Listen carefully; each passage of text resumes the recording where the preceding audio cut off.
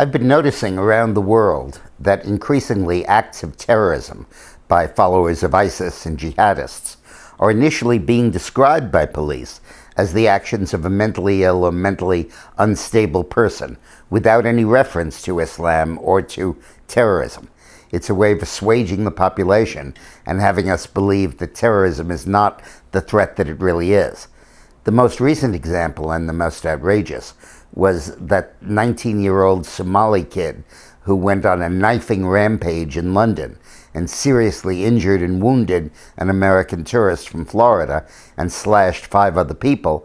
The Scotland Yard said it could see no evidence of any radicalization or any religious intent, but instead said that it was an act of a mentally unstable, mentally ill, crazed person. 3 days later, after investigation, they found that there were incredible radical Islamic jihadist propaganda all over his posts and all over his website, and they amended the case to say, oh yeah, this was an act of terrorism, but by then it had faded from the headline.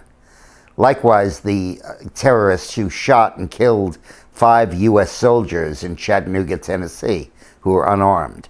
And originally that was described as a mentally ill person and the act of somebody who was deranged.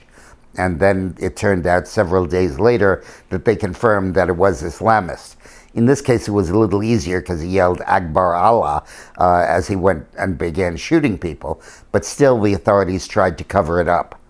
And in the Orlando nightclub shooting, there was also the allegation that it was mental illness that drove the perpetrator to commit the crime, and only subsequently did it turn out that it was a jihadist act of terror.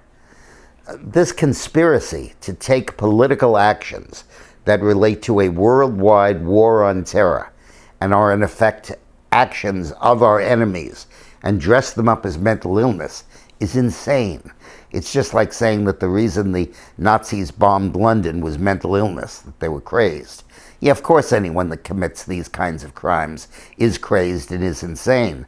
But when the insanity is politically motivated and when it taps into a larger global jihad against the West, we deserve to know about it. And of course, one of the big reasons that it's being kept quiet is because we're so defenseless against it. It is very hard to defend against individual lone wolf acts of terrorism. And that is precisely why we need limitations on immigration into the United States from countries in which jihadists and terrorists control a significant portion of the territory. Because we can't vet them, and they come among us, and years later, they strike.